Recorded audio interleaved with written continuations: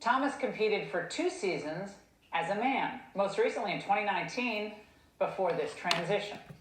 Now, the NCAA says it's totally fair for Thomas to compete against women because he underwent hormone suppression for at least a year. But what about the biological women who have to compete against him? Joining me now is Beth Stelzer, founder of Save Women's Sports. Beth, this is total insanity. Why not have a separate transgender category of swimming, and then that maybe would be more fair? But how does this make any sense? Well, it is absolutely absurd if you ask me. And yeah, maybe another category would be the right answer. But what I do know is the right answer for sure is that these males do not belong in women's sports. It's not right for privacy, safety, or fairness. And I want to thank you so much for having me on tonight and for continuing to shine a light on this issue. If not for me watching you, I would not have the courage to start speaking out because this is such a toxic environment. And I'm so grateful that you are highlighting women's voices here. Well, a lot of female athletes are afraid to speak out. You're right. It's so true. They're afraid. Like, I was an athlete in high school and played some sports in college, and I really respect what goes into competing and at that level. It's really hard, and it's great. It's just great for women.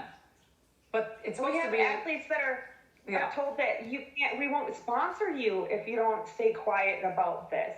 We have women losing their jobs even over the simple language of that a man can't be a woman. And I think that's where we're coming up with these problems, is the conflation of gender identity and sex. When Biden's administration inserted that in there, he basically erased what a woman was. And when you erase the definition, how do you protect us?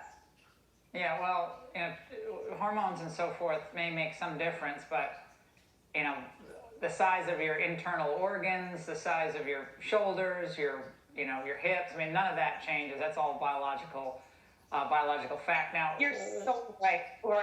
Women are not a hormone level. We're not a costume. We can't be born. We're born. Yeah, what Leah Thomas told a local paper last summer was being trans has not affected his ability to do the sport. Being able to continue is very rewarding.